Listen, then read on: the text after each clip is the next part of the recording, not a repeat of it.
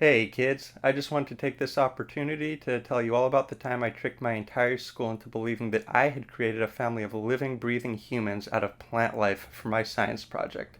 I was in the fourth grade and I was new in town. I was the new kid and I'd only been at the school for a couple months.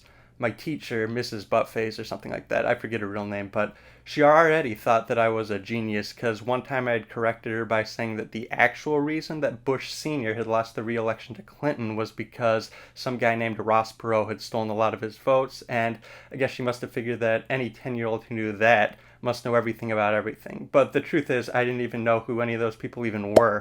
I was just repeating some very boring stuff I'd heard my dad say the day before.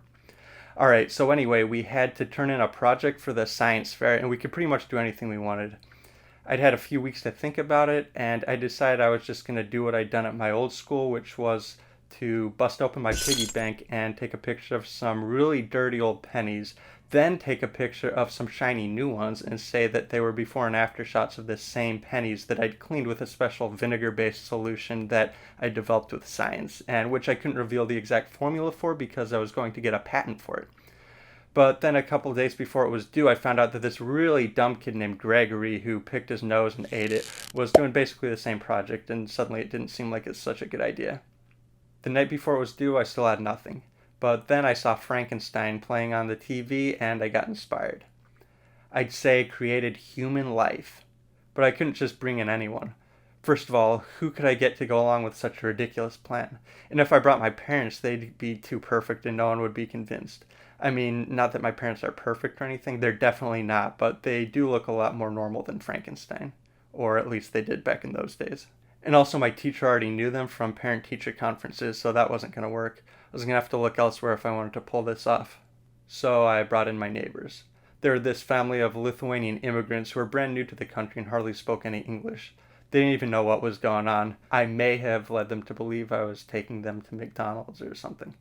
But I knew it would work because no one else in town knew them or had ever even seen them. They'd been in a pretty bad car crash as soon as they'd arrived in the country, so they pretty much just stayed inside all day recovering. That actually made things work out even better since they had this sickly, vitamin deficient look to them.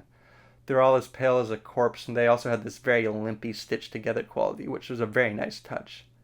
They talked like cave people using hand gestures and grunts, and they had their weird European clothes and goofy Lithuanian haircuts, so they didn't even look like real people at all, but more like what you'd expect from a fourth grade genius who had created human life in his garage for a science project. So when it was my turn to present, I brought them up in front of the class and said I'd grown them in a petri dish out of fermented soy product, which I'd mixed with human DNA by feeding it hair and toenail clippings I'd collected from dumpsters behind local salons. People were skeptical at first, and the police had to get involved. They checked the local morgue and cemetery to make sure I hadn't robbed any graves, but when no bodies were found to be missing, they decided I must be telling the truth. Everyone was very impressed, but afterward my teacher told me she expected a little more from me and that my humans were a little too wobbly. In the end, Gregory ended up winning the science fair with his shiny pennies, which I guess was fair since I hadn't actually created human life. And I still don't know how he did it, but that moron did get those pennies really fucking shiny.